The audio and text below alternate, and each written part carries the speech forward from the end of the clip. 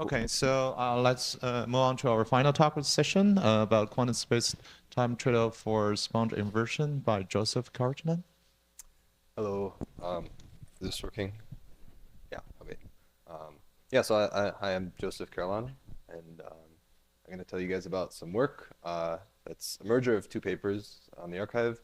So the first is by myself and Alex Poremba, and then the second one is also with Mark Zhandry.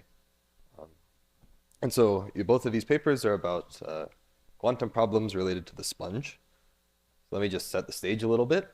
So the random oracle model, which you were just hearing about before, is a idealized model where the starting point is we just suppose there exists a function that's chosen uniformly at random at the start of time, and everyone can compute f, but you can only compute it on a small number of points because you have computationally bounded. Okay, this is the random oracle model, and pretty much all practical crypto systems are analyzed in this model. For instance, like Kelsey's last talk. So it's used in a lot of places, but random oracles don't actually exist because a randomly chosen function will have exponential complexity. So in the real world, we use a hash function as a sort of approximate random oracle. And the NIST standardized hash function is SHA-3, which in particular, the part of SHA-3 I want to look at is what's called the sponge construction. So this is a construction for lifting a more primitive building block, this phi here, which is a transformation on a finite amount of data to a finite amount of data, and it lifts this more primitive object to a hash function with an arbitrary domain size. Okay, and I'll tell you all the details that we need about the sponge in a little bit. That's the sort of high-level overview. And so this more primitive object that in our setting is going to be a permutation. So this is just a bijective function on n-bit strings.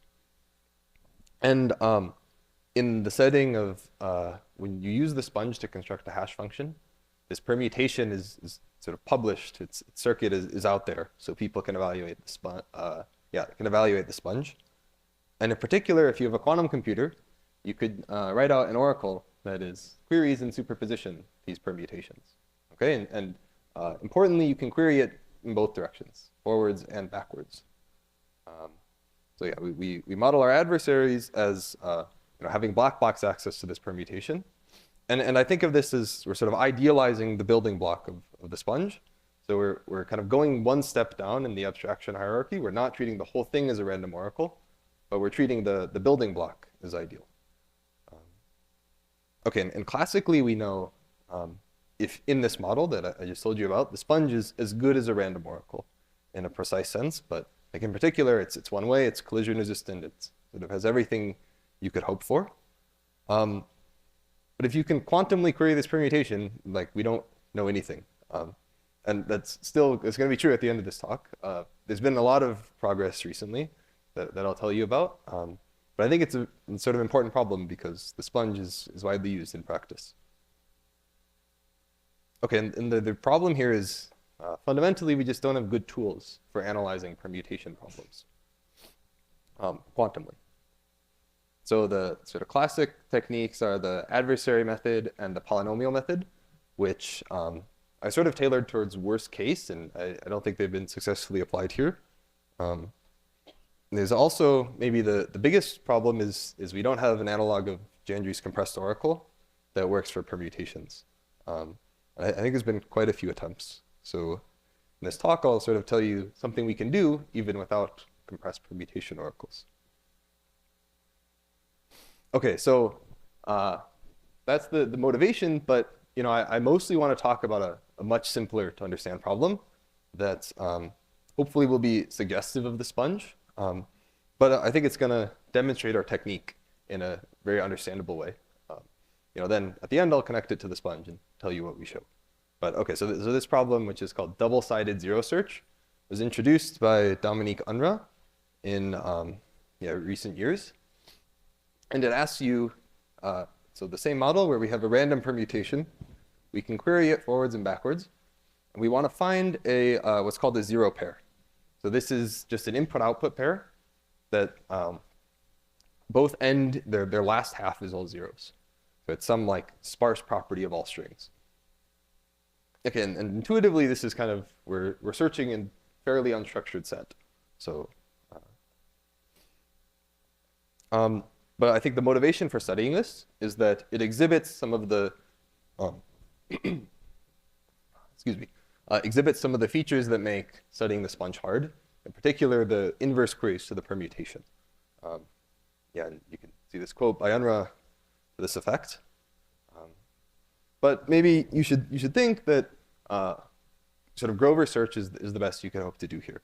And maybe we Grover search in the forward direction for over the pre-images that look like this, and you would get a complexity that looks like this. Okay. Good. So this is the setting that maybe we're going to start with. And just to build some intuition, so for a randomly chosen permutation, there's going to be exactly one zero pair on average, but the probability that there's more kind of falls off exponentially. So this is like a needle in a haystack type of problem. Also, yeah, I'll use these diagrams where like black dots represent things that could be part of a zero pair and the gray dots couldn't. And then we have all these arrows for the permutations, like the action of the permutation. Okay, so yeah, first result, we prove Unruh's conjecture. We show a tight lower bound for this problem. And okay, the proof outline is a like simple standard technique. It's a worst to average case reduction. Okay, and the first part is like very standard. We're going to take zero pairs and we're going to hide them in sort of arbitrary positions such that they're hard to find. And then we're going to re-randomize to an average case instance. And that part's a little more tricky.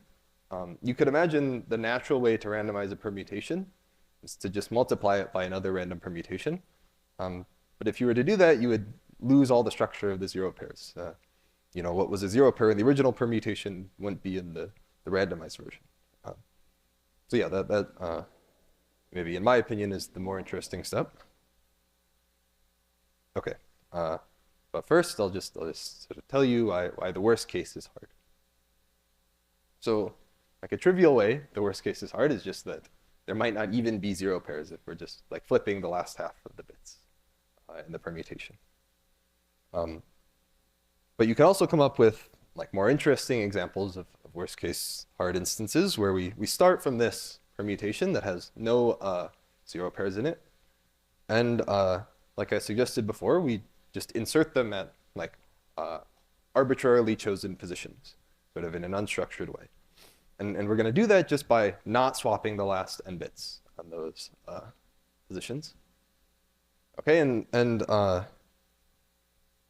what's sort of nice about this construction is, oh yeah, so we're hiding, like we can hide as many zero pairs as we like, and they should be hard to find. And in particular, in this instance that we can construct, the permutation, if you look at it, is just like 1 cycles and 2 cycles. So it's its own inverse. The inverse queries definitely aren't helpful in this. Okay. So now, unfortunately, this is a very structured instance of the problem. And the whole point here is we want to prove it hard in the average case. So to do that, we're going to randomize, but in a specific way. So just to tell you the answer, the way we're going to do this is we're going to sample 2 random permutations that preserve this property of ending in 0 to the n. So they preserve like the possibility of membership in a zero pair, but otherwise are uniformly chosen at random. Okay, and then we're just going to sandwich the worst case instance that we had before by these 2, I'll call them symmetrizing permutations. You'll see why that's the word I use. Okay, so we act on the left and the right. And so in this diagram, you see, okay, this is a worst case instance. We had maybe just 1 zero pair at some location, and otherwise it's very structured, so this is not average case, but we sandwich by these 2 permutations and things get kind of mixed around. Our zero pair still exists, but it's shuffled around and at a random location. And the structure everywhere else is kind of completely destroyed. So yeah, I hope that's like intuitive at least. Of course, this is not a proof yet. Yeah, so now let me tell you why this is actually like a sound technique. And we do get a truly random instance here. Okay, so the main, I'd say, technical insight of the first work is that we can think about what's going on in the language of group theory. So in particular, these permutations I was just telling you about, if you fix the suffix 0 to the n, these form a group under composition. You can think of them as a permutation on strings ending in 0 to the n, and a permutation on strings not ending in 0 to the n. So it's just a like product of two different symmetric groups.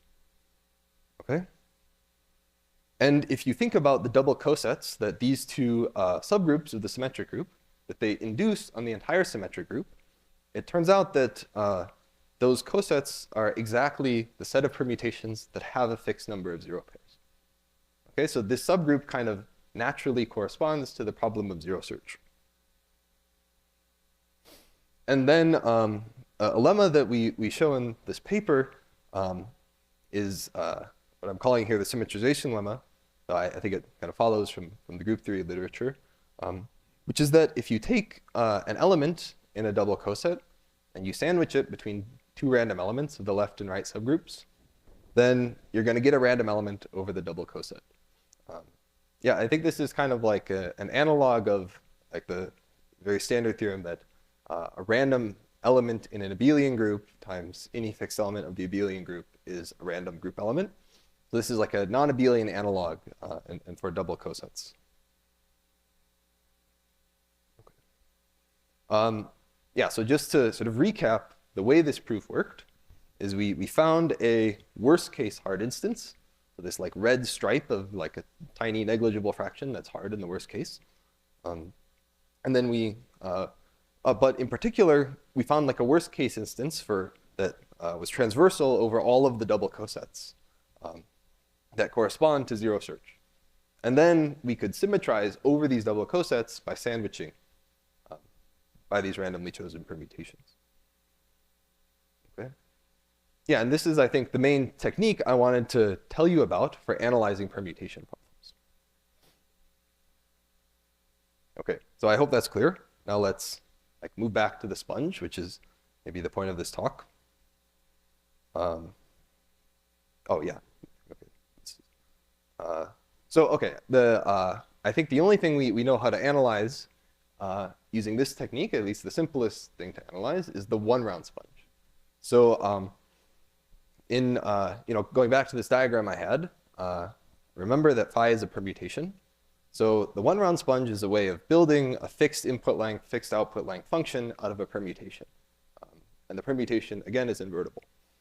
Okay, so the way you do it is you just pad some number of zeros to the input, you run it through the permutation, and then you throw away some suffix of the string.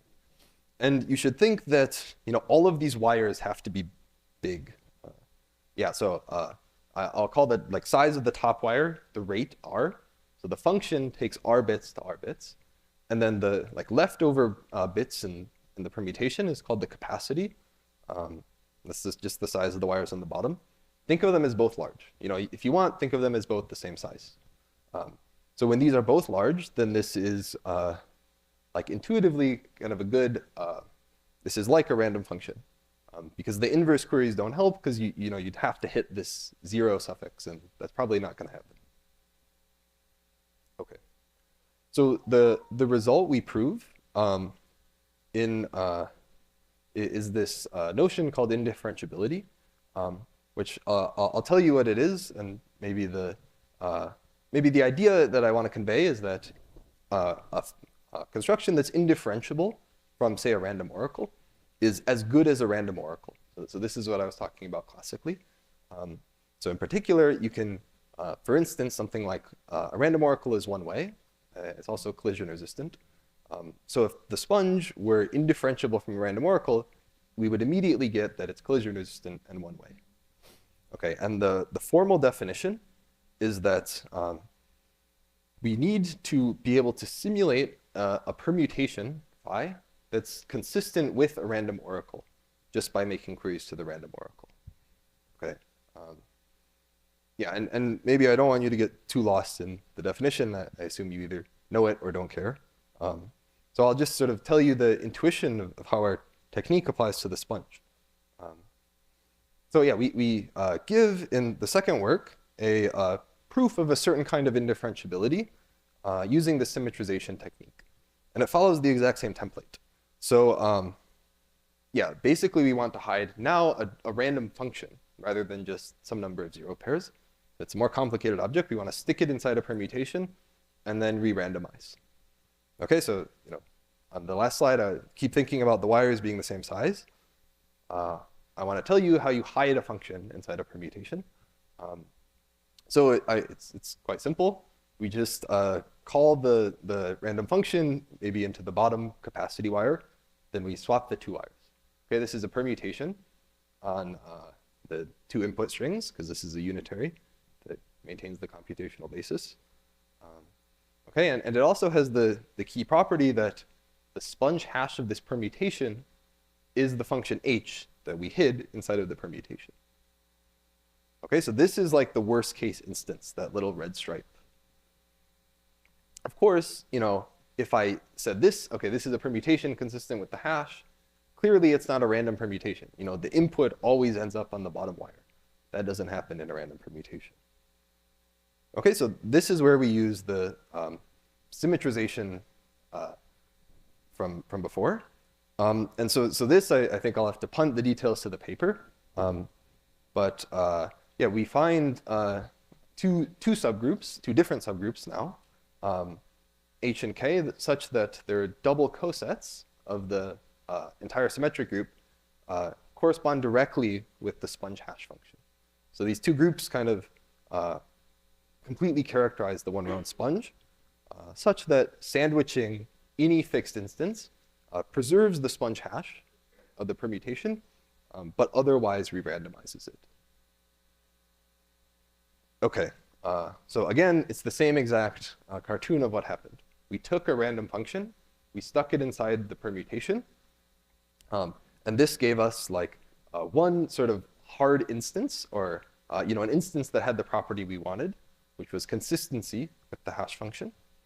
Okay, and then we symmetrized over the double cosets, and this got us to a random case instance. Okay. Good. So just to summarize some of the implications of this. So if you want, I think there's some technical implications that are in the paper, but I'll just tell you the high-level idea of what this implies. So the key new thing about our simulator is that it's like perfectly secure even against unbounded queries.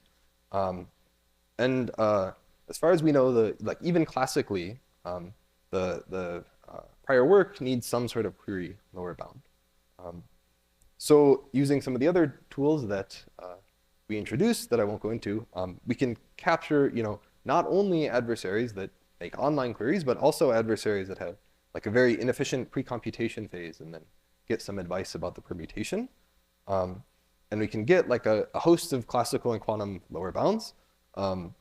So the title of the talk is we derive tight space-time trade-offs for inverting the one-round sponge in this model where you can query the permutation both ways. Actually, we prove a more general thing, which is like any security game that allows an adversary to have pre-computation as well is if it's secure in the random oracle model, it's also secure for the one-round sponge. Yeah, so one-wayness and collision resistance of the one-round sponge and tight bounds for those are like special cases of everything that I told you before. Yeah, and you can see the paper for all the parameters if you like. But, okay, so yeah, that's the results I wanted to tell you about. I'll leave you with some like future directions or open problems. So the big one still is the full sponge indifferentiable? Actually, we know that there's some like barrier to applying our techniques or the other techniques we know to this question, which is somehow we need to statefully simulate the permutation. We need to record queries that are made. So yeah, I think this is a very nice and important problem. I'd also be interested in like finding other applications of this idea where we symmetrize over double cosets to like re-randomize while preserving a structure. Yeah, and then the other technique we introduced, which I don't really have time to go into, was like indifferentiability that captures pre-computation, which could have other applications. Yeah, and I'll also just close with pointing out that there's a concurrent work by Mayans, Malavolta, and Walter that proves similar things to us using very different techniques that I think is also quite a nice paper that's potentially could be generalized beyond our results. And that's a talk on Friday morning that you should check out. Yeah, thank you. Happy to take questions.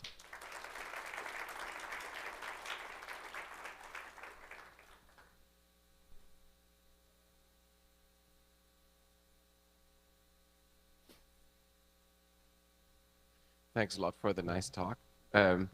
So for the case of zero pairs, you argued for us why how re-randomizing the worst case instance gives you an average case instance. So somehow that requires you to kind of like place the right number of zero pairs in the worst case instance, right? I was wondering what the analog is in the case of planting the random function into into a permutation. Yeah, that's a good question. So the analog is, actually we can kind of sidestep that question because the sponge hash function is statistically close to a random function. Like I guess when you place the right number of zero pairs, you could think of it as we place the zero pairs according to the distribution in a permutation. So we place the sponge hash according to the distribution of sponge hashes, but that's pretty close to the distribution of random functions. So we sort of get it for free. I mean, we have to prove that they're close, but. I see. So basically you get an error term that's the statistical distinguishability of the random function and the sponge hash. That's right. Yeah. Thanks. So you said we need some kind of stateful simulation for the permutation. So we have some idea of how to do that for like random oracles. Is there any like candidate or even some approach towards doing that for permutations or the sponge construction? Yeah, that's a really good question. So this talk on Friday, I think is yeah, something along those lines. It's inspired by random oracles. And yeah, you should check it out.